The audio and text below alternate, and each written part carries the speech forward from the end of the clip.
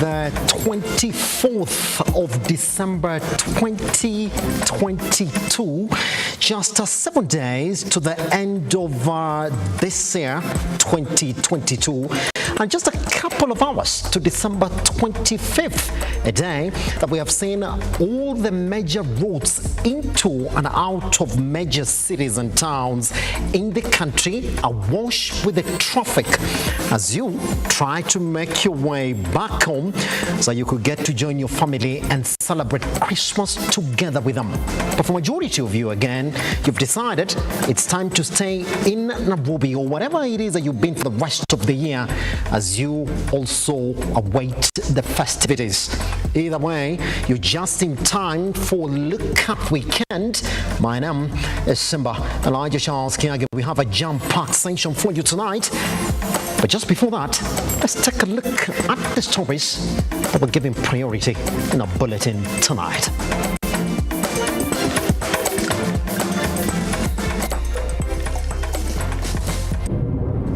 Tonight on Lookup Weekend, traffic nightmare hits travelers on the Nakuru-Nairobi highway. Mesunguka karibu country wasi mzima na bei inapata 3,000. So hata tunashindwa sasa tutaelekea wapi? Eve of Christmas Day, Kenyans throng booking offices hours to Christmas. Eastern Region Security Multi-Agency Team launches crackdown on illicit brew. And Kenyans decry the high cost of basic commodities 100 days after the Kenya Kwanza government takeover. Good evening indeed. My name is Simba. Elijah Charles Kiage. Our sign language interpreter for this evening is Felista Adundo. Let's get into it. Travelers from major towns and cities in the country rush to beat the deadline for Christmas Day celebrations. Majority of major roads were awash with heavy traffic as Kenyans rushed to join their loved ones at home. For some, however, the hassle of traveling coupled with a high cost of living has forced them to stay put in the city. Moses Okech opens our broadcast tonight. As the Christmas day approaches, we take a look in Nairobi's transport operation and the passengers' last-minute rush to get to their destination. Indeed, it is their foot to the ground and eyes to their booked stations, while others have already boarded and begun their journey. At Country Bus Booking Station in Nairobi, passengers are on their move to get their booked vehicles. Those that are not lucky yet will just stay at the busy station and later will narrate their delay has been brought about by the hiked bus fare. Fika huko naye bei ya fare iko juu sana kwa sababu nimesunguka karibu country wasi mzima na bei inapata 3,000. So hata tunashindwa sasa tutaelekea wapi? Na hii ndio wakati wa kuenda nyumbani. So watu wengi wamekwama already. Pastor Ching, who usually spreads the gospel around here, has felt their pleas. Tumeona kuna utofauti kati ya last year and this year. So watu wana travel tu magari yako, lakini pesa ndio iko juu, fare iko juu. So kumaanisha kuna difference kati ya last year and this year. On our interviews with the drivers here, they will state. Sasa ni msimu wa Christmas, tunawabeba, tunawapeleka Gitui. Watu ni wengi. Si ati kuna watu vile kuna kuanga kama zile wakati mwingine. Na ukiangalia kama saa hii kusema kwenda Kitui ni 500 na unarudi bila mtu, so hatuoni biashara ati imekuwa vizuri vile. Wanajikaza tu, wanajivumilia tu, wanasema watalipa tu waende. Fare iko sawa, fare haijaongezewa. Kumekuwa na rush ndio, lakini haijakuwa kama ile ya mwaka jana. Pia hatujaona visa vya wizi na pia bei haijakuwa ni kama ile ya mwaka jana, imekuwa at least ni kadri. However, not everyone here is on the rush to go to the rural areas for the festivities. Samuel Masila has just alighted from Ukambani and is set to meet his family in Nairobi for the Christmas celebrations. Nilikuwa sasa nimetravel kutoka Ukambani nikakuja huku kuja kusalimia watu wangu, most of the people wangu wako huku, so nikaona ni vizuri nikuje ni celebrate na wao huku. to Masila, the journey has been swift since many are not coming to Nairobi. Safari imekuwa mzuri, hakuna msongamano wa magari sababu watu wengi wanatoka huku wanaenda nyumbani. Business people around hunting for the last coin from the passengers have the heavy weight of convincing their customers. Kazi ni mbaya. Watu wanalipisha bei kali wanashinda kununua soda. Watu wanashirikiana na nyumbani. Kwenda utakuja analipishwa ngiri 3. Anashindwa hata kununua soda 50. The driver says it will take a couple of 5 hours or more to ease the rush and be to their destination in the mid hours of the night. And as people in different booking stations trying their level best to reach their final destination, it is just a matter of time. We Lookuptv wish you a Merry Christmas. Moses Okech, Lookuptv. Moses Okech on that one. Now, hundreds of passengers plying the Nairobi-Nakuru highway heading to rural homes for Christmas and New Year's festivities were forced to spend several hours in traffic in a heavy snarl-up attributed to increased volume of motorists traveling to various destinations. All road users have been advised to exercise caution to prevent accidents that usually surge during the festive seasons in the country. And as our reporter Henry Tende now expounds. This was the scene on the busy Nairobi-Nakuru highway for the better part of Friday, heading into Saturday. Massive traffic stretching several kilometers as travelers made a last-minute ditch to reach their various destinations to enjoy Christmas and New Year celebrations with their families. Tumeamka leo asubuhi tukakuta jam, magari imejazana hivi. Sasa tujui ni nini imekosa ama ni watu kuenda nyumbani. Bado saa hii imeshikana kabisa. Inasimama tu magari zinasimama, udhosi naenda pole pole. Tuadujui vile tunaweza kuwa tunaobu ifunguliwe majamu na huko mbele barabara ifunguke watu waende sikukuu. This is not the first time the nation is witnessing this kind of scenario on our roads around the festive season. Normally, during Christmas and New Year celebrations, year in, year out, there is usually increased traffic attributed to huge volume of travelers and indiscipline from impatient drivers. Sasa hii jamu imetufungia kabisa, hatupati biashara. Na hope kiende kiisha tunaweza pata biashara. Na watu wanaenda nyumbani kusherekea, watu wanaenda sehemu mbalimbali kusherekea. Nasi tunangojea hapa tukiamini ya kwamba biashara itakuwa mzuri kwetu kwa Christmas hii.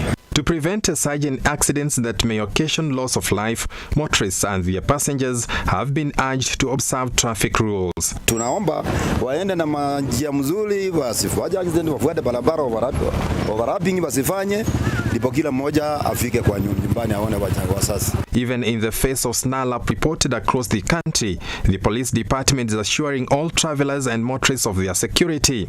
However, the law enforcers have cautioned all road users to religiously obey laid-down traffic regulations, failure to which they will be arrested and prosecuted in accordance with the law. Henry Tende, Lookuptv. President Ruto will on Christmas Day hold a Thanksgiving ceremony in his hometown in Eldoret at a Jamboree Sports Club. This will be the President Ruto's first Thanksgiving event since his election into office on 18th August this year. Wananchi tuweze kufika kwa mapema ili tuweze kuanza ibada yetu kwa mapema na pia tumalize kwa wakati mzuri ndio tuendelee na sherehe mbalimbali katika jimbo letu la Uasin Gishu sehemu mbalimbali. Kwa hivyo tunachukua nafasi hii kwa niaba ya viongozi wote kualika wananchi wa kaunti hii, pia wananchi kaunti majirani kama Nandi, Elgeyo Marakwet, Trans Nzoia, West Pokot, kila mahali, na pia yule yote mwananchi wa Kenya ambaye angependa kuja kufurahia na sisi hii Christmas, tunawaalika ili tujumuike kwa pamoja. Let's take this opportunity that we celebrate Christmas, the birth of Jesus Christ in our lives, that we will do it together with His Excellency the President. Rais wetu ambaye sasa tuko naye hapa Jumapili kesho hajachaguliwa na Mkikuyu peke yake, hajachaguliwa na jamii ya Wakalenjin peke yake, hajachaguliwa na jamii ya Waluhya peke yake, amechaguliwa kila pembe zote za Kenya. Na juzi jana tukiwa kwake alituambia tuache hiyo maneno ya ujinga, ya maneno ya ukabila. Kwa hivyo fursa hii niweze kukaribisha wananchi wote wa Tarbo na Uasin Gishu County mzima na hata kule nje waweze kuja kujumuika nasi kushukuru Mwenyezi Mungu kwa kutufanikisha na rais wa 5 wa Jamhuri ya Kenya kupitia ile kura ambayo ilipigwa. Speaker of the National Assembly, Moses Wetangula, has called on the lawmakers to go to their respective constituencies and celebrate with their electorates. Wetangula exuded confidence that the new year will be a year of reconstructing the Kenyan economy. With only a few hours left before Christians all over the globe celebrate the Christmas festive. Parliamentarians, certainly you have had a very active 3 months since the elections in Parliament.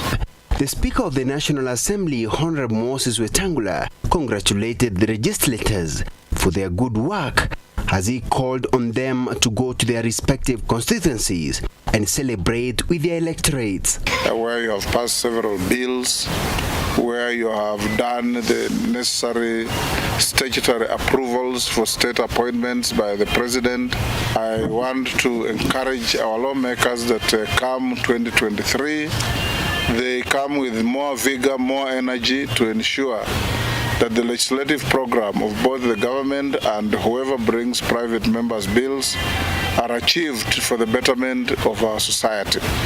I also want to encourage our lawmakers that this is the time now when you have to go back to your constituencies and bond with your electors. Your voters vote for you. You come to Nairobi, as you should, to participate.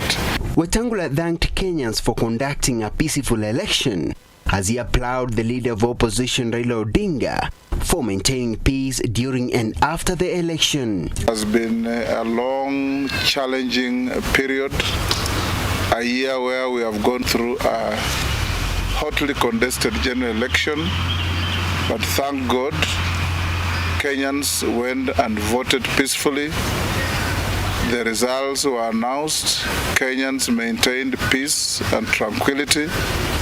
Kenyans from both sides of the divide accepted the outcome of the elections with varying degrees of comfort, of course. The Speaker stated that the new year will be a year of reconstruction and restoration of the nation. Wetangula also called on the drivers and other road users to be careful in order to avoid road accidents, especially during these festive seasons. 2023 is around the corner, a year when the new government starts its full engagement with the reconstruction of the republic after the 10 years that we have gone through. The economy has challenges, education has challenges, farming has challenges, many areas have challenges, and I want to urge our legislators, particularly the houses of parliament, in the Senate, in the National Assembly, to rise to the occasion, be patriotic, be bipartisan in their approach, and legislate on issues that help the ordinary Kenyan in improving their lives. Shadrach Kareria, Lookuptv. By Shadrach Kareria takes us to a short break right here on a Look Up Weekend. Once we come back, more stories. And remember, you can join us online at Lookuptv across all your social media platforms. I am at Kiage Simba.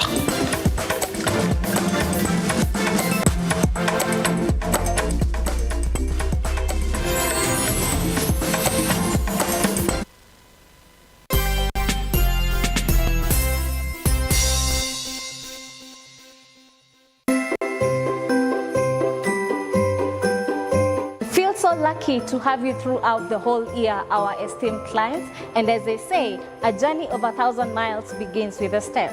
Merry Christmas and a prosperous New Year.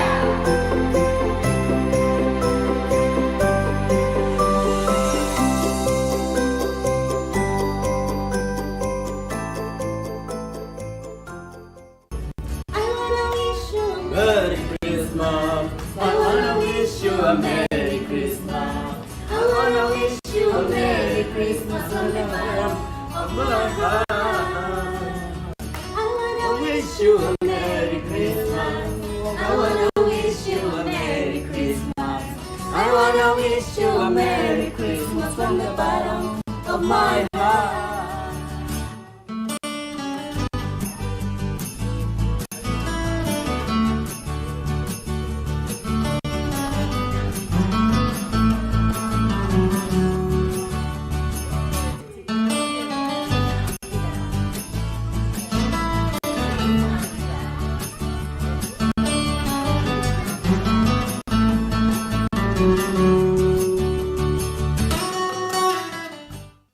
Vera Beauty and Fashion College is focused on being the leading technical and vocational training institute in the region.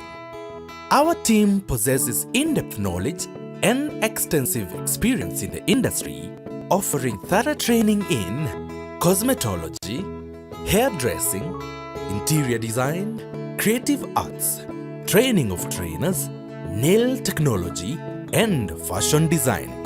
With branches in Nairobi, Thika, Meru, Eldoret, and now in Mombasa, our courses ensure that learners are completely equipped with knowledge, competency, and employability skills.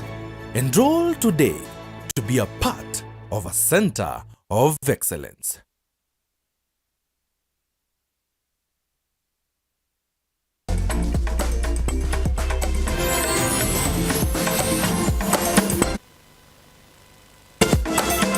To look up weekend. Mumia's residents have had an early Christmas as their Member of Parliament, Peter Salasia, gave them a foodstuff ahead of Christmas celebrations. The MP's compound was full in the morning hours as people walked in numbers to benefit from the MP's kind gesture. Salasia said his budget was 3 million Kenyan shillings and that it was targeting at least 10,000 people.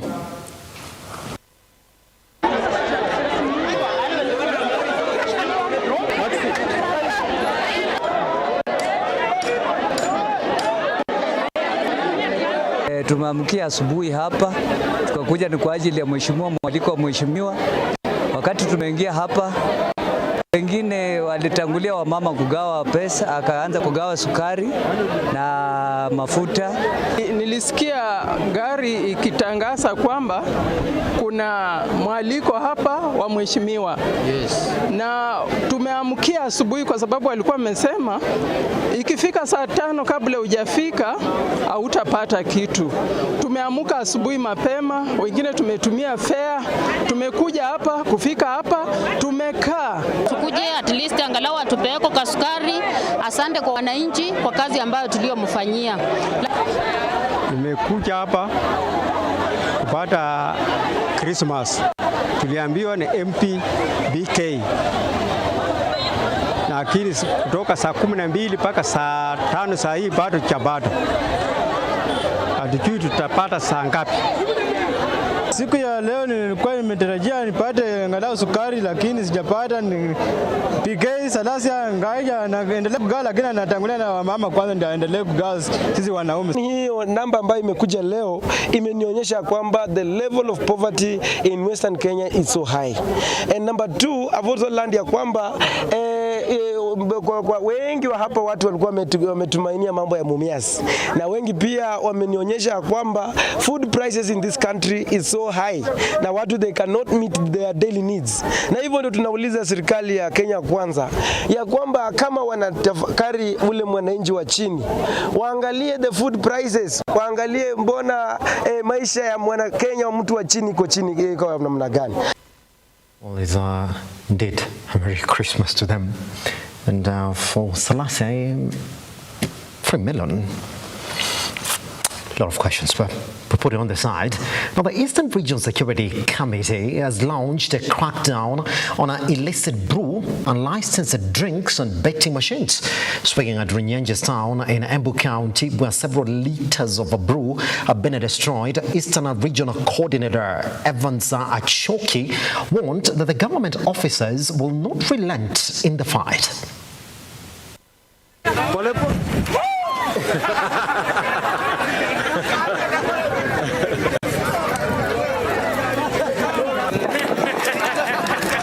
Generation of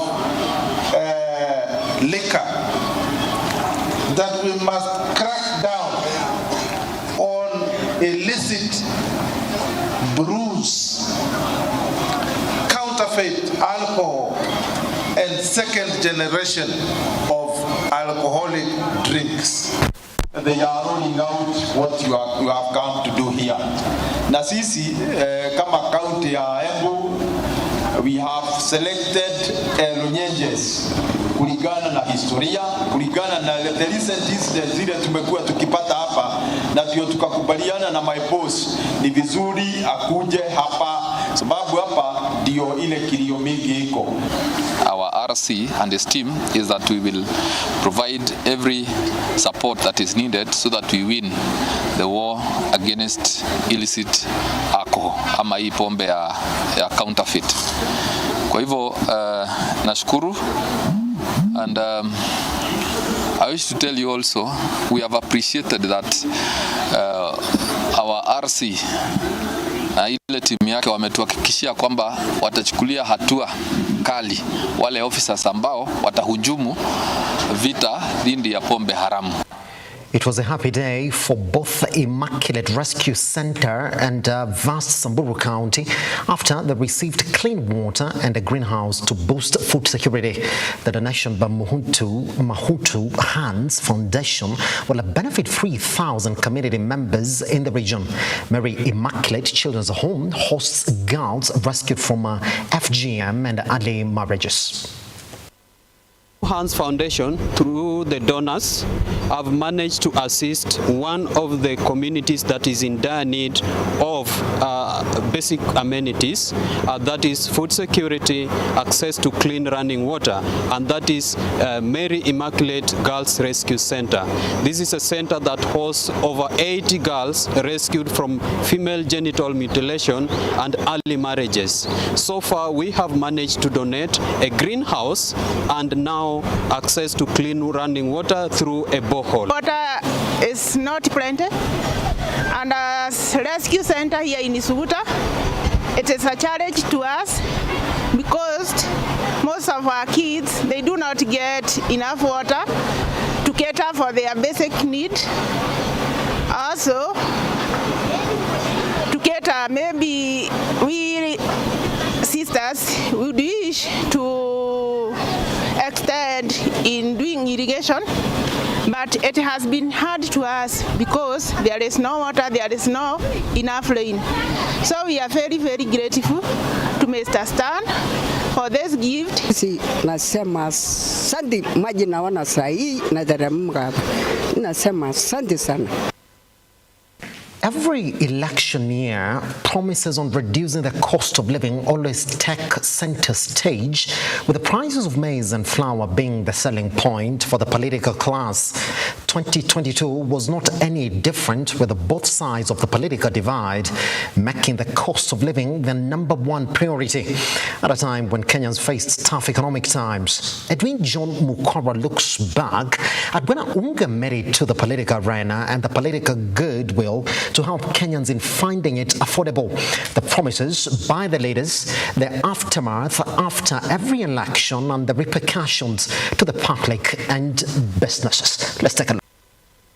Kenyan staple food and a favorite to many out of its affordability and availability. But for the year 2022, this food has been an emotive topic. It is the year when the prices of maize flour, commonly referred to as unga, have skyrocketed. For the first time in Kenyan history, the price of this basic commodity hit the retail price of 230 shillings for a 2 kg packet of unga from 100 shillings and 130 shillings for the 1 kg packet from 60 shillings.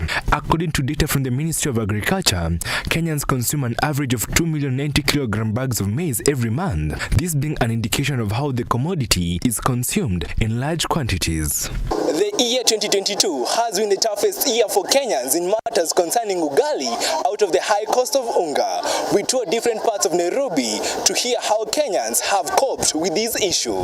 Jackson Kangethe, a hotel operator in Nairobi, is urging the government to further lower the price of unga since it has affected his business. Kangethe saying he has increased the price of a plate of ugali from 20 shillings to 30 shillings as he avoid getting to a loss. Tuseme kwa hii mwaka kwa upande wa biashara iko chini sana, kwa sababu kulingana vyenye watu wametiwa hawana pesa. Mtu akitafuta agaro anaomba tu aweze kwenda kwa kununua hiyo unga, sababu kuna watoto unataka kule kwa hoteli na unataka ulisi watoto wako. Kwa hivyo wacha tuseme hiyo biashara iko chini kwa sababu hakuna pesa, watu hawana do. Tungeuliza serikali ijaribu kuinua watu kibiashara, hata kama ni ile walisema ile pesa serikali inataka kusaidia tulikuwa tunahitaji kama ile pesa tulikuwa tunaita ya hustle fund na biashara wa support, ili watu support kwa kibiashara watu waweza kuinua biashara. While on their side, his customers are decrying the high cost of the commodity, saying it has affected them financially and they no longer eat to satisfaction. Ugali imekuwa kidogo sana, hatushibi. So tunaomba serikali ya Ruto ituangushie unga. Juu unajua unga ndio kitega uchumi cha watu. So tunaomba hata iende 90 shillings. Naona bana, serikali ingilie kati. Kaugali bana hatushibi. Na kazi venye ni mzito. Watuangushie kaunga at least. For Roslyn, a vegetable vendor in Nairobi, she says the high cost of unga has led to lack of customers since many Kenyans take the vegetables as an accompaniment for ugali. Sentiments shared by her colleague Rodamora. Tununuliwa mboga juu unga iko bei kali. Sasa biashara yetu iko chini kwa sababu ya unga. Na walituambia unga itaanguka bei, ichawahi anguka. Mpaka saa hii tunateseka. Kama mimi kabila yangu mimi nakulanga ugali, sikurangi mchele, sikurangi nini, nategemea hiyo ugali. Sasa sibatangi hiyo ugali ni kule, sasa tunakuanga ukame tu juu ya hiyo unga. Sasa hatujui vile government itatusaidia staili gani ndio hiyo unga yanguke, watu wengi wapate nini? Unga iko juu. Tulikuwa tunauza mboga, hata unauza hata mboga 3,000. Sasa hiyo unaweza uza hata 1,000. Sasa watu wanaonelea Ruta vanya venye alisema atupunguzie budget tuweze kuuza mboga tu. Venye tulikuwa tunauza mbeleni unga ikiwa 70-80, mtu ananunua mboga hata ya 200. Sasa siku hizi hata wanunui wanasema tunaenda kupra na nini. We also take a spot check to ascertain the current price of the commodity from retailers and millers and how the cost of maize flour has affected their business. The grievances are the same. Their businesses suffering from lack of customers who on their side say they cannot afford the current price of unga. Maize flour stuck on their shelves with the risk of getting bad in a matter of time. Sasa hii biashara iko sawa, iko chini na at least unaona vitu zikiteremka, at least customer atajaribu kuingia kwa wingi. Sasa hii tumepoteza customer wengi juu vitu ziko juu. Kama gorogoro moja tunauza na 180 na kitambo customer anakuja anakuambia hiyo 180 alikuwa anasiagaga na 100 ama 90. But sasa hii ni 180. Sasa ana prefer heri umpimie ya kupima na hiyo kilo moja anasema pia iwatoshi. But out of all these factors attributed to the high cost of unga, the political factor was always conspicuous. 2022 being an election year, for many it was no coincidence that the price of unga shot up dramatically a few weeks to the August 8th general elections, seemingly the cycle that happens every election year in the country. Down the memory lane on July 2012, a few months to the 2013 general elections, the price of the 2 kg unga rose to 130 shillings from the retail price of 70 shillings. Back then, presidential candidate Uhuru Kenyatta and his running mate William Ruto, who were running on a Jubilee coalition ticket, pledged to deal with the high cost of the commodity once elected to office. The duo won the election and managed to bring down the cost of unga to a retail price of 115 shillings for the 2 kg packet. Then came 2017. Another election year, and in May, 3 months to the general elections, the price rose to 189 shillings. The Jubilee government resorted to importing maize from Mexico and promised to find a solution once re-elected. Kwa kweli kuna shortage, lakini tunalete mahindi ingine sasa tayari imeanza kufika Mombasa. Ikishafika isiagwe, tutahakikisha ya kwamba Shinyalu maduka itakuwa na ya kutosha. Na bei ni 90 na imeandikwa kwa mfuko.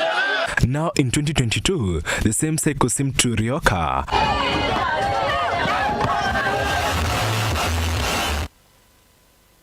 outcry of the high cost of the commodity, on July 18th, the outgoing President Uhuru Kenyatta announced a 8 billion shilling subsidy on maize flour to cushion Kenyans from the high cost of unga, with most brands retailing at over 200 shillings for the commodity to be sold at 100 shillings. He said this after brokering a deal with millers. Maize flour shall retail across the entire territory of the Republic of Kenya at the price of Kenya shillings 100, down from Kenya shillings 205 for a 2 kg packet until otherwise directed.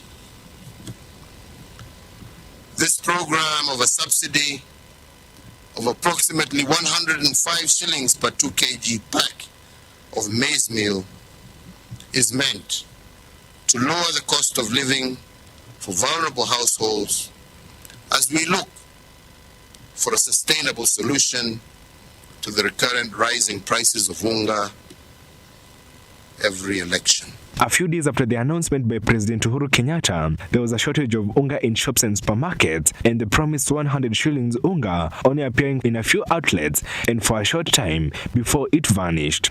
The millers were accused of hoarding the flour since they had not been compensated for the stock they had bought earlier, an accusation the millers denied and pointed a finger to farmers and intermediaries. The announcement was condemned by the then Deputy President William Ruto, who was running for presidency on a UDA ticket under the Kenya Kwanza umbrella, as he accused the government of playing politics with unga so as to entice voters in the August elections.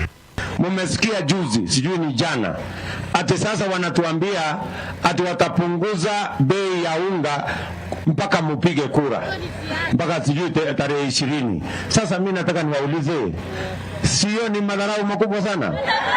Sasa mimi nauliza, kwanza sababu ya mambo ya leo, the reason why, and I want to say it for the avoidance of doubt, the reason why we have hunger in Kenya today is because we failed to implement the Big Four plan that had food security. It is because we removed the fertilizer subsidy from our farmers. On August 13th, a few days after the general election, the government, through Agriculture Minister Peter Munya, suspended the maize flour subsidy that had been announced earlier by President Uhuru Kenyatta, saying that it was not sustainable due to inadequate funds at the treasury. This giving a leeway to millers to sell the maize flour at the price of their will. After the volatile elections, William Ruto won the presidency, and on his inauguration day, on September 13th, he announced a raft of measures to lower the price of unga, among them subsidizing fertilizer and lowering the cost of farm inputs to increase the production of maize and food in general.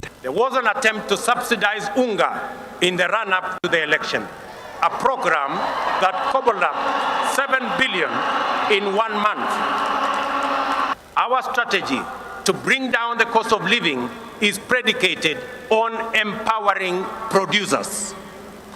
The forecast for maize harvest this year is below 30 million bags against a normal production of 40 million bags. The main cause of the decline in production is the high cost of farm inputs. Our priority intervention, therefore, is to make fertilizer, good quality seed, and other agricultural inputs affordable and available. As the year comes to an end, the price of this commodity is still unaffordable to many Kenyans, despite it now retailing at around 180 shillings to 190 shillings, with data from the Ministry of Agriculture indicating that currently farmers are selling a 90 kg bag of maize between 4,000 shillings and 5,500 shillings, compared to 3,000 shillings it retailed last year. The government now suggesting on importing genetically modified maize GMO, which has attracted controversy on its safety and on the health of the consumers and the effects it will have on the production of local farmers.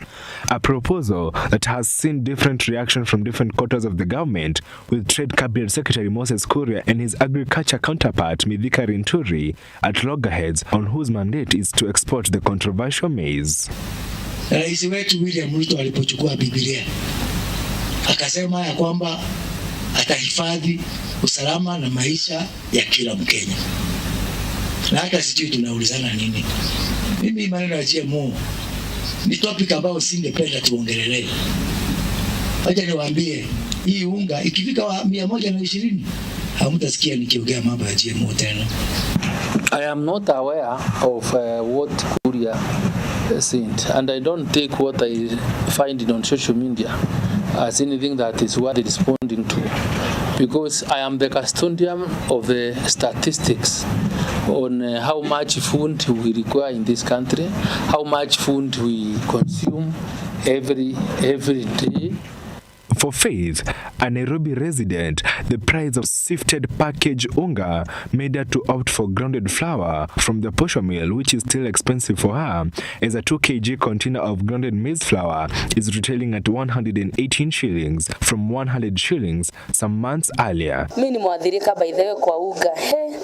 Mali mwaka imetupeleka na tulikuwa tumeambiwa unga ya 90 ya tu kukula.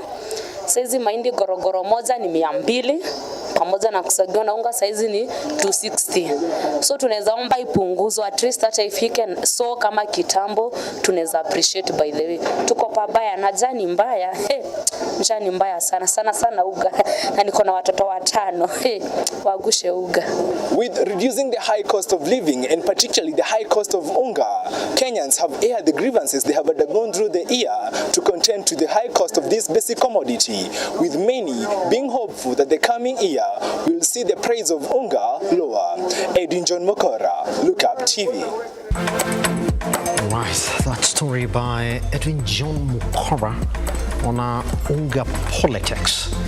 And it's a bulletin tonight, which essentially is a bigger conversation for this year as well, since we also run that story for the 100 days of President Ruto in office, and on that particular promise on the cost of living, especially on the cost of unga, that has not come down.